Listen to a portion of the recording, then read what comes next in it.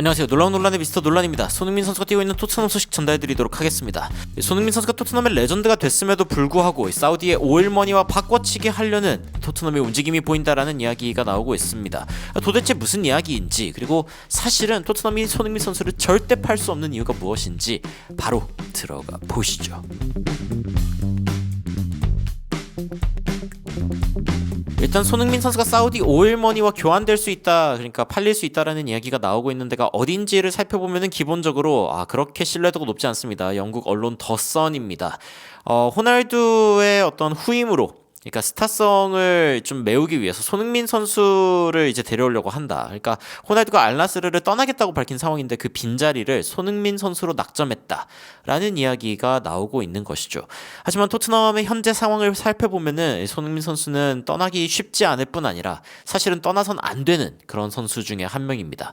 그 이유가 무엇인지 다수의 언론을 통해서 좀 살펴보려고 하는데, 일단 최근 토트넘은 에제를 데려오려고 한다라는 이야기가 나오고 있습니다.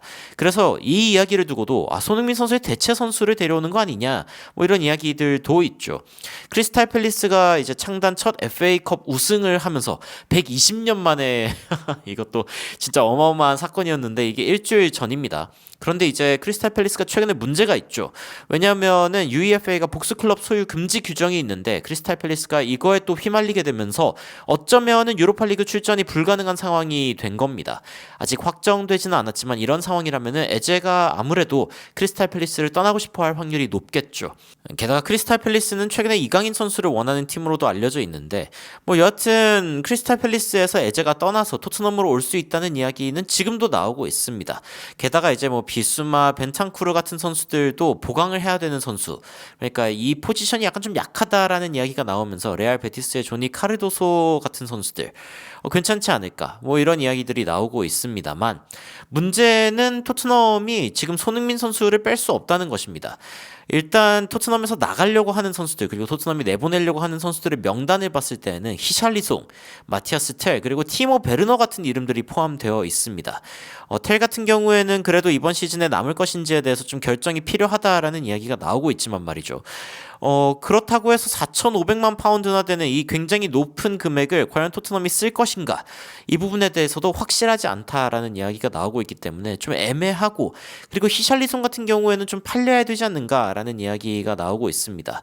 이거는 뒤에 보이는 여러 가지 이제 자료들을 보면은 더 이해가 되는데, 크리스티안 로메로 같은 경우에는 또 떠날 수도 있다라는 이야기가 많이 나왔지만 그래도 이번에 우승했기 때문에 남지 않겠냐라는 추측이 나오고 있죠. 그리고 레길론, 프레이저 포스터, RP 화이트먼 같은 선수들은 전부 다 북런던에서 떠날 것이다. 이번에 또 계약이 만료되면서 떠나는 선수들로 분류가 이미 되어 있습니다. 그럼 토트넘은 봤을 때 히샬리송도 떠날 확률이 이야기가 나오고 있고요. 그리고 이제 이 중원 쪽에서는 벤탄쿠르나 비수마를 좀 대체할 선수들이 필요하다라는 이야기가 나오고 있고, 측면 쪽에 이렇게 많은 선수들이 있는데 근데 마티아스 텔, 이 굵직한 선수들이 벌써 이제 토트넘에 남아있을 것인가에 대한 의문이 좀 이야기가 나오고 있거든요. 게다가 더 지켜봐야 되는 부분 중에 하나는 바로 이 부분입니다. 토트넘 핫스퍼의 스쿼드를 딱 봤을 때 이제 2024-25 시즌 기준인데 가장 경험이 있는 선수들 중에서는 손흥민 선수가 거의 한 70%에 가까운 출전율을 보여주면서 굉장히 많은 활약을 했고요. 그리고 이제 벤 데이비스 같은 근데 왜 손흥민 선수를 이렇게 표기했을까요? 손흥민 선수 S가 성이고 흥민이 이름인데 데이비스는 성이고 벤이 이름인데 약간 뭔가 좀 뒤바뀐 것 같지만, 여하튼 손흥민 선수가 여기 있고, 벤 데이비스 같은 경우에는 한 30%에서 40% 정도 출전했다라는 이야기가 나오고 있고, 포스터 키퍼 많이 출전하지 못했죠. 그래서 이 선수들, 뭐 벤 데이비스나 포스터 같은 선수들은 이제 향후 처분될 확률이 있습니다. 근데 그건 무슨 뜻이냐? 토트넘이라는 팀 안에 경험이 있는 좋은 선수가 손흥민 선수 단 한 명밖에 없다라는 것입니다. 지금 이제 선수 나이 24살부터 29 정도 될 때까지를 피크, 가장 이제 전성기일 때라고 이야기가 많이 나오고 그 전에 있는 선수들이 이제 유스라고 이야기할 수 있는데 이제 미키 반더벤이 딱 24살이 되면서 이제 피크로 들어서는 그러한 타이밍 정도거든요. 그래서 이 밑에 있는 선수들은 뭐 가능성을 봐서라도 좀 남겨둘 수 있지만 경험이 있는 선수를 데려오는 것, 심지어 잘하는 경험이 있는 선수를 데려온다. 이거는 사실은 굉장히 큰 금액이 드는 일 중에 하나인 것이죠. 그리고 토트넘이 가장 안 하는 게 돈을 쓰는 거기 때문에 이 손흥민 선수까지 만약에 없어진다 이러면 뭐 경험 있는 선수가 전혀 없어지는 겁니다.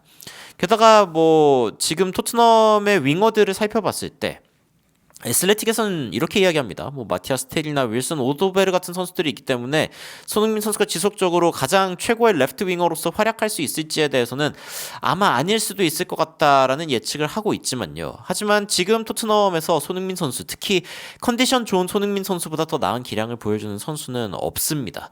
물론 이제 모두가 인정해야 되는 부분 중에 하나는 뭐 조용하게 이야기를 해야 될 수도 있겠지만이라고 이 언론도 이야기를 하고 있고요. 이 토트넘의 손흥민 선수의 가장 마지막 커리어의 부분을 우리가 보고 있는 것일 수 있다라고 이야기를 하고 있는 건 인정해야겠지만서도 문제는 이러한 손흥민 선수의 기량조차 토트넘 선수들이 따라잡지 못하고 있고 손흥민 선수의 경험 역시 너무나 귀중한 부분이라는 게 이번 결승전에도 드러났죠.